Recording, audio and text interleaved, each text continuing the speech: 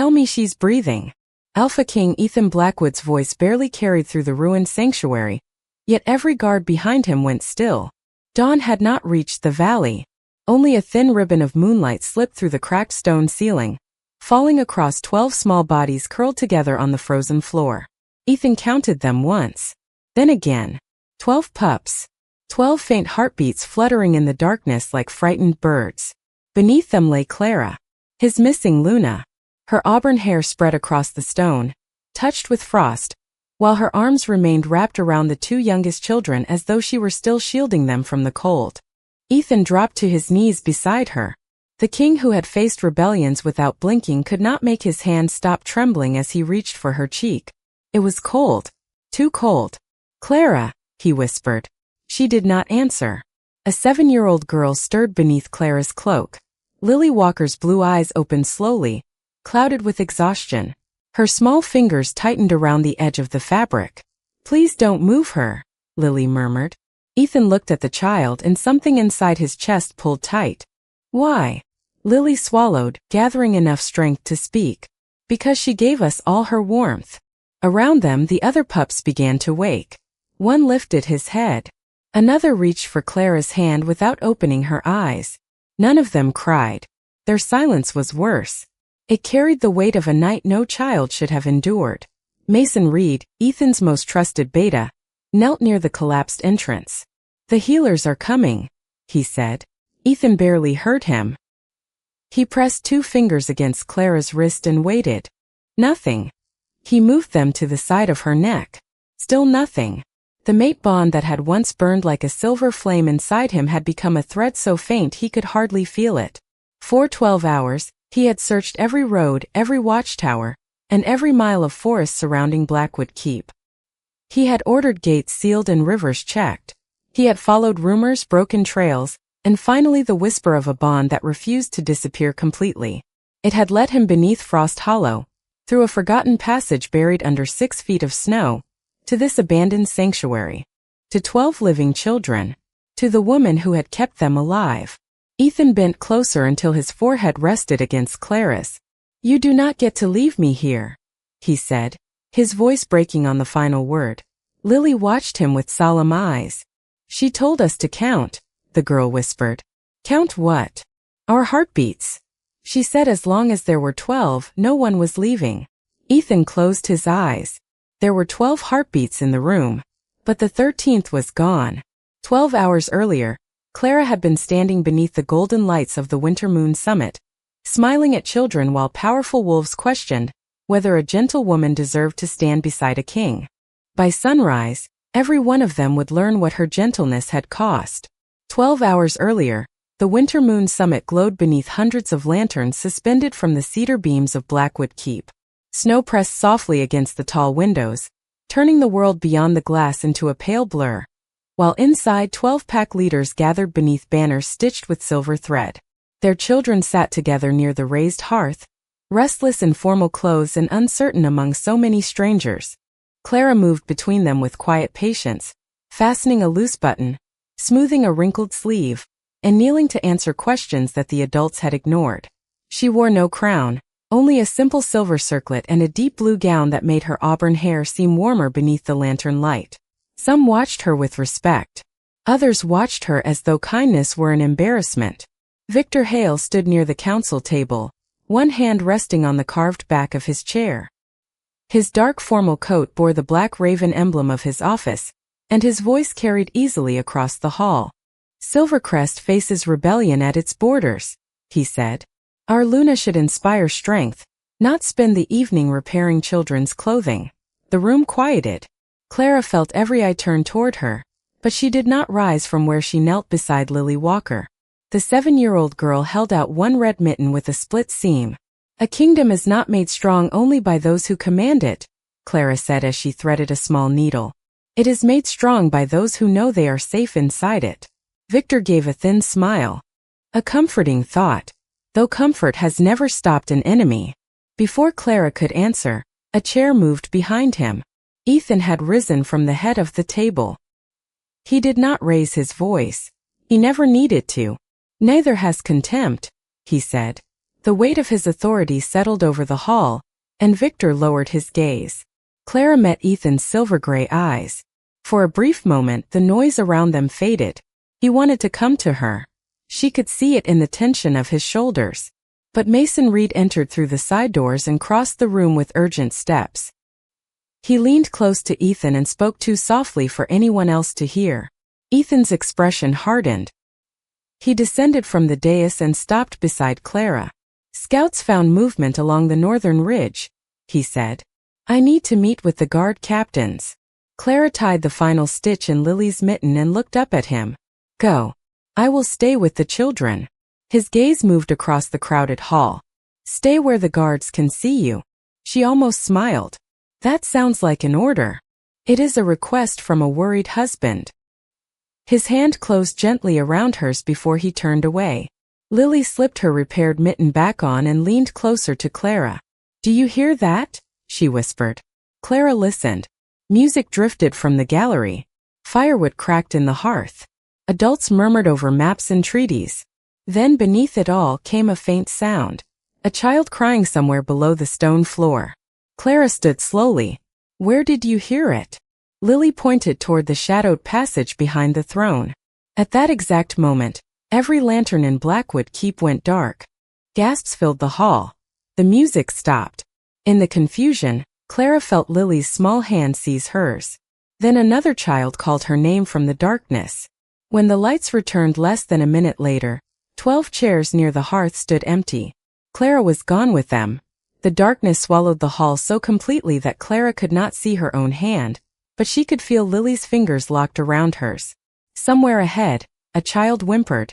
Then another voice whispered, "This way." Clara moved toward the sound, guiding Lily beside her while calling softly for the others to stay close. Tiny hands found the back of her gown, one after another, until a trembling line of children followed her through the confusion. The air changed near the throne. The warmth of the great hall gave way to a cold draft carrying the smell of damp stone. Clara reached forward and touched a narrow opening where there had always been a carved panel. Someone had opened a hidden door. "Do not let go of each other," she said. A faint glow appeared farther down the passage, just bright enough to reveal the outline of a small figure. Clara thought it was one of the missing pups. She stepped inside. The children followed. The stone panel closed behind them with a deep final sound. Clara turned at once and pressed both hands against it, but there was no handle on this side. From beyond the wall came the muffled return of voices as the lanterns in the hall flickered back to life. Ethan was only yards away, yet the stone between them might as well have been a mountain. "Luna Clara?" a boy asked. His voice shook. She faced them and counted quickly. Lily stood nearest. Ben Carter, the youngest, clutched his older sister's sleeve. 10 more children filled the narrow passage behind them. All 12. Clara forced calm into her voice. "We are going to find another way out." The pale glow ahead came from small lamps set low along the tunnel. Their flames were blue instead of gold, and they gave no warmth. Lily pointed toward the floor. Her red mitten lay beside a dark stain of melted snow. "I did not drop that," she whispered. Clara's heartbeat quickened. Someone had placed it there to draw her attention. She listened for movement behind them and heard only the children breathing. Then from far ahead came the same crying sound she had heard beneath the great hall. It repeated with exactly the same rhythm. Not a child. A recording device hidden in the stone. "They wanted us to come down here," Clara said quietly. She took the nearest lamp from its hook and led the children forward. The tunnel sloped beneath the keep for nearly half a mile, twisting through foundations older than Silvercrest itself. Symbols had been carved into the walls, 12 pack crests arranged in a circle around the royal moon. Each one had been marked with red wax. Clara's unease sharpened into certainty. This was not an accident, and the children had not been chosen at random. They were the sons and daughters of every leader attending the summit. At the next turn, footsteps sounded behind them. Clara hurried the children through an iron doorway and pulled it closed. A man's voice drifted from the other side, calm and cold. "By sunrise, the king will have no Luna, and the packs will have no heirs." Clara recognized Victor Hale. She covered Lily's mouth before the child could gasp. The footsteps faded, followed by the scrape of stone and a distant collapse. Dust slipped from the ceiling. Clara tested the iron door, but it would not move. The only path left led deeper underground. Ahead, the tunnel opened into a vast forgotten chamber where the cold waited like something alive. The chamber had once been a sanctuary. Clara could see it in the faded moon symbols carved into the pillars and the shallow stone basin at the center. But time had stripped the place of warmth. Frost covered the floor in thin white veins. An empty iron stove stood against one wall, and a single candle burned beside it as though someone had left it there to measure how long the children could endure. Ben stumbled before Clara reached him. She caught the 5-year-old under his arms and lowered him gently onto her cloak. His cheeks were pale, and his fingers barely curled around hers. "I am tired," he whispered. "I know," Clara said. "But you are going to stay awake for me." She looked at the other pups. Several were swaying on their feet.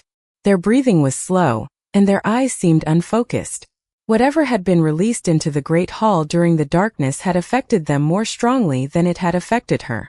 Lily remained alert, but even she pressed one hand against the wall to steady herself.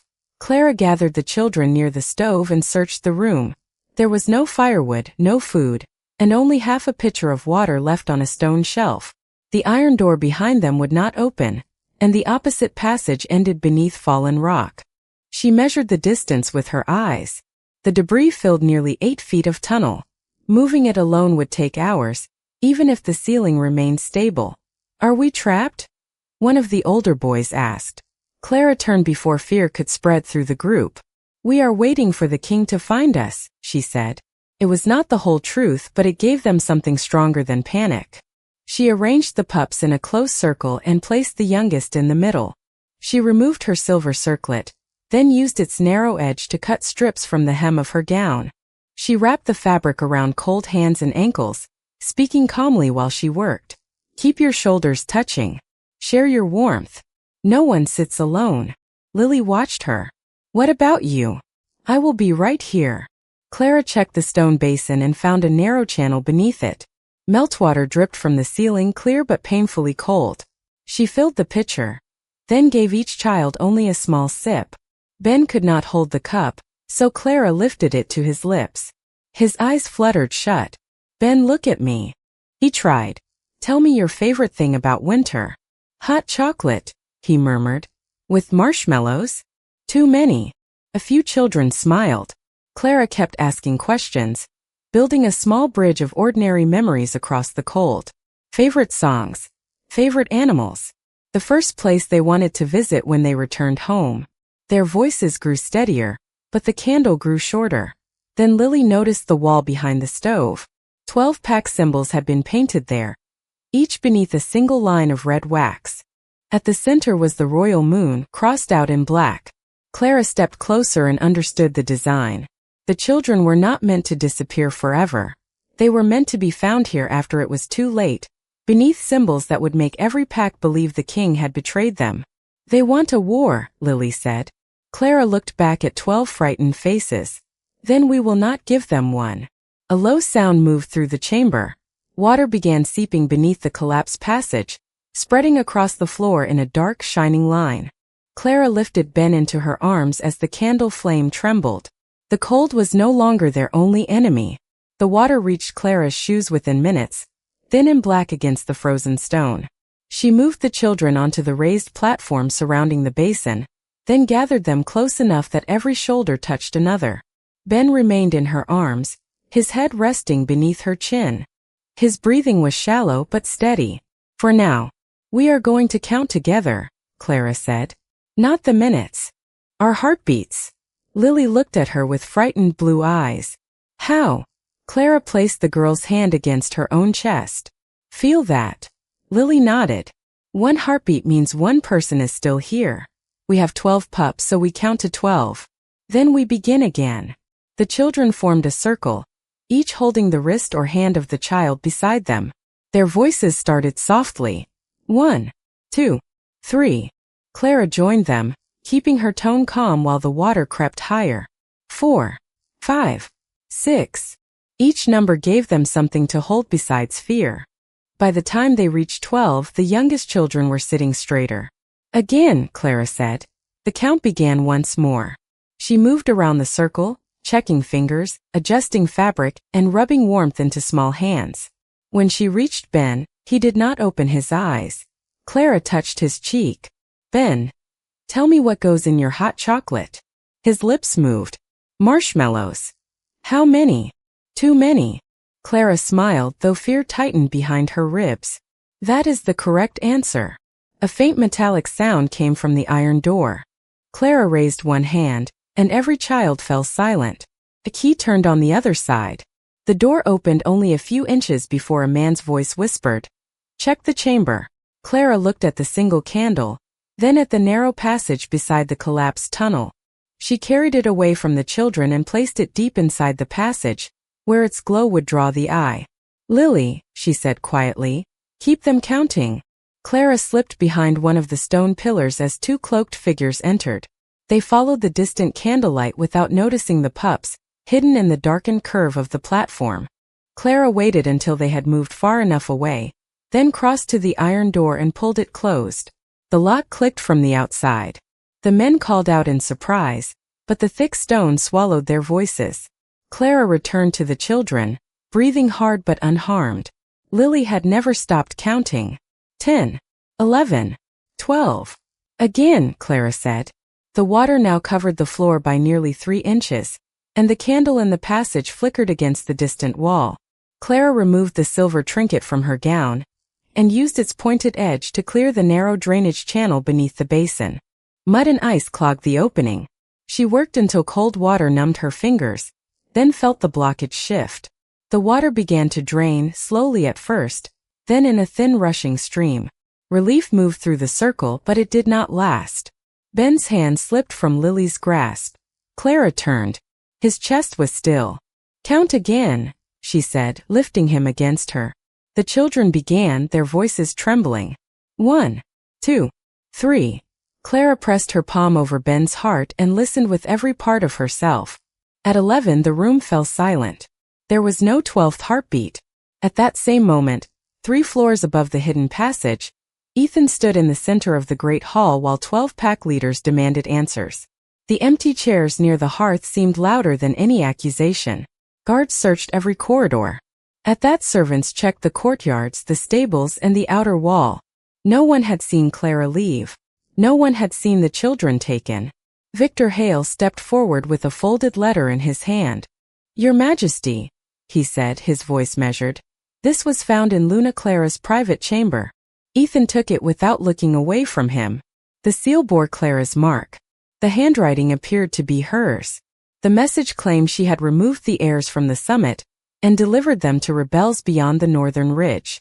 Around the room, anger rose like heat from a furnace. One father struck the council table with his palm.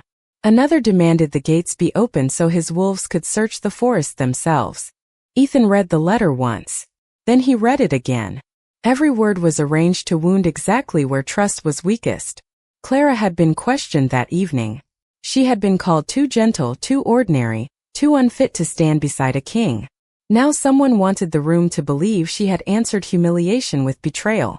Mason came to Ethan's side. "The Royal Council recommends that you close the mate bond until she is found," he said quietly.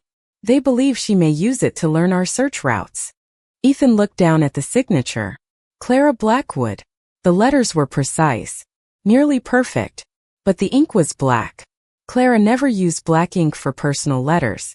Her mother had written every birthday message in blue, and after losing her, Clara had kept that small tradition alive. Ethan folded the letter slowly. "This is false." Victor's expression did not change. Grief can make certainty feel like truth. Ethan crushed the paper in his fist. And ambition can make a lie look almost perfect. The hall went silent. Victor lowered his eyes, but Ethan caught the brief tension in his jaw. "Seal the keep," Ethan ordered. "No one leaves." Victor stepped back. Surely the council must be allowed to coordinate with the border packs. "No one," Ethan repeated. Mason moved immediately, sending guards toward every door.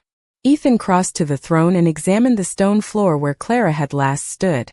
Beneath the edge of the platform, he found a loose thread from her blue gown caught against a hidden seam. He pressed his hand to the carved panel. Cold air touched his fingers. Mason joined him. There is a passage here. Together they forced the panel open. A narrow staircase descended into darkness.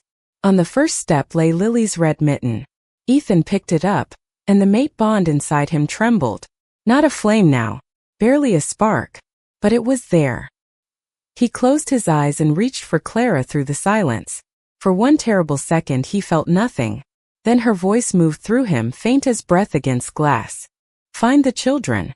Ethan opened his eyes. Victor was no longer in the hall. Mason, he said. Take 6 guards and find Hale. Mason looked toward the passage. And you. Ethan stepped into the darkness with Lily's mitten in one hand and Clara's fading heartbeat in the other. I am bringing my family home. Clara held Ben against her chest and listened for the heartbeat that would not return. Around her, the other children had stopped counting.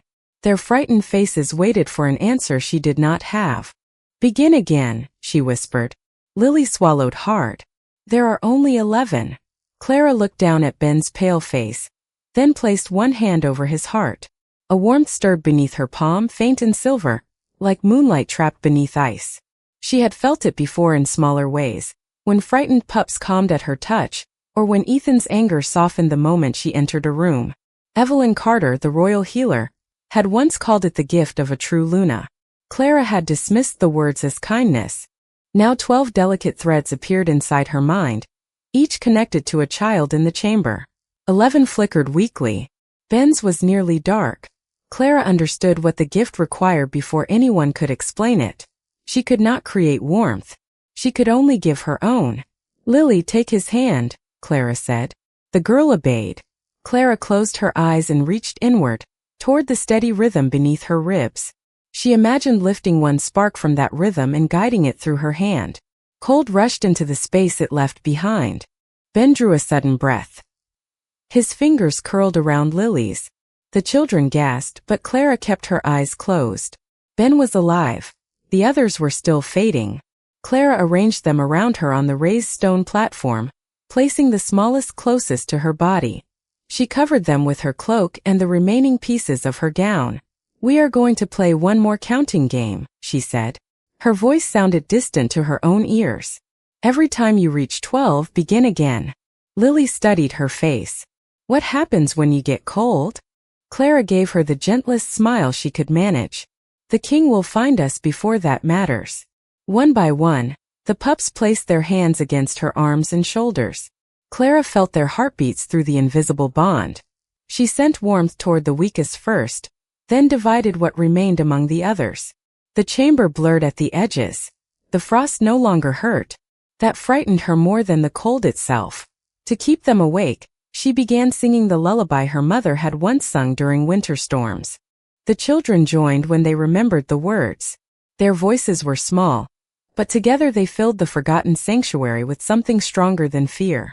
Between verses they counted. 1, 2, 3. Clara listened as every heartbeat grew steadier. 4, 5, 6. Her own began to slow.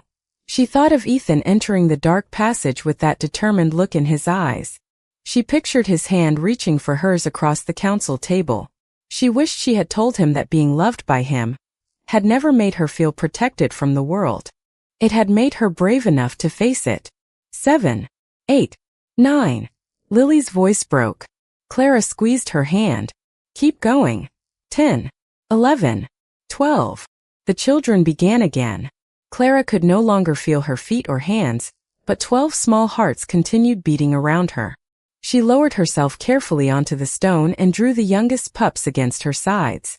Do not stop counting, she whispered. Lily leaned close. What about your heartbeat? Clara's eyes drifted shut. You have enough for both of us. The children reached 12 once more. Clara's silver thread faded into silence. Then from beyond the collapsed wall, a roar rolled through the sanctuary, deep with grief, love, and a promise that the darkness would not keep what belonged in the light. Ethan reached the collapsed wall with both hands against the frozen stone, the fading mate bond pulling him toward Clara like the last thread of light before dawn. Behind him, Mason and the guards cleared loose debris from the passage, but Ethan could hear the children on the other side. Their voices were counting. 10, 11, 12. Then silence. "Clara," he called. No answer came. He pressed his shoulder against the weakened stone while Mason directed the others to the safest fracture. Together they forced open a narrow gap. Cold air rushed through it, carrying the scent of damp stone, extinguished wax and Clara. Ethan moved first. He entered the chamber on his knees and saw 12 pups gathered around one still figure beneath a dark blue cloak. For one terrible moment the scene felt frozen outside time. Lily lifted her head. Her face was pale with exhaustion, but her hand remained wrapped around Clara's fingers. "She made us count," the girl whispered. "She gave us her warmth." Ethan crossed the final few feet and lowered himself beside Clara. Her skin was cold, and the silver thread between them was almost gone. He placed one hand against her cheek and the other over her heart. "Come back to me," he said. The words were not a command from a king. They were a plea from a man who had found the center of his world lying silent before him. Mason ordered the guards to wrap the children in thermal blankets and guide them toward the passage, but none of the pups moved. Ben, now awake, reached for Clara's sleeve. "She said nobody leaves alone." Ethan looked at the 12 children surrounding her, and suddenly understood. Clara had not only shared her body heat, she had connected their hearts through the Luna bond, giving each of them a part of her own strength. That bond was still present, faint but unbroken. "Then help me bring her back," Ethan said. He placed Lily's hand over Clara's wrist. One by one, the other pups did the same, touching her arm, her shoulder, or the edge of her cloak. Ethan closed his eyes and reached through the mate bond. At first, there was only cold silence. Then he felt 12 small heartbeats, steady because Clara had made them so. He guided their warmth toward the silver thread between them, not taking from the children, but returning the strength she had given. A soft glow moved beneath Clara's skin. Her fingers twitched. Lily gasped. Ethan leaned closer. "Clara, follow my voice." Her breath returned as a faint shiver. Then another. The chamber seemed to exhale with her. Ethan bowed his head against her hand, unable to speak. Lily opened her fist and revealed a black ring marked with a raven. "The man who brought us here dropped this," she said. Mason recognized Victor Hale's crest at once. Ethan's relief hardened into certainty. The truth would be heard by every pack before sunrise. Clara's eyes opened only slightly. "Victor was not alone," she whispered. Then she slipped back into sleep as the first light of dawn reached through the broken ceiling. 3 days later, the great hall of Blackwood Keep filled again, but no music played beneath the cedar beams. 12 pack leaders stood beside their children while Victor Hale faced the royal council without his raven crest. Mason placed the black ring on the table, then presented the records found inside Victor's office. They showed payments to Captain Warren Cole, the officer who had opened the hidden passage and disabled the lanterns. Victor had planned to blame Clara for the disappearance, turn the packs against Ethan, and seize control while Silvercrest fell into disorder. The evidence was clear. No angry speech was needed. Ethan removed Victor and Warren from office and ordered them imprisoned until every pack could witness a lawful trial. Then the hall doors opened. Clara entered slowly with Evelyn Carter beside her. She was pale and her steps were careful, but she walked without assistance. The 12 pups left their families at once and gathered around her. Ben carried a cup covered with a cloth. "Hot chocolate," he said proudly. "With too many marshmallows." Clara laughed softly, and the sound broke the tension that had held the room for days. Lily took Clara's hand and faced the council. "She kept telling us the king would come," she said. "But she never waited for someone else to save us. She saved us first." One by one, the pack leaders lowered their heads. Several had questioned Clara's place beside the throne. Now each placed a silver crest at her feet, granting her protection over every child within their territories. Ethan descended from the dais. He stopped before Clara, then knelt in full view of the kingdom. "I searched for my Luna," he said, "but Silvercrest found its heart." Clara touched his face. "Then let that heart belong to everyone." She asked that the forgotten sanctuary beneath Frost Hollow be rebuilt, not as a prison or monument, but as a refuge for pups who had lost homes to winter, conflict, or poverty. By the first snowfall, its hearts were burning. 12 children ran through its bright halls, their laughter echoing where fear had once lived. Ethan stood beside Clara at the entrance, his hand wrapped around hers. The people later remembered that winter as the season Silvercrest nearly broke apart. Clara remembered it differently. She remembered 12 small voices counting in the dark, refusing to let hope disappear. True strength had never been the loudest command in the room. Sometimes it was simply the warmth one heart chose to give another.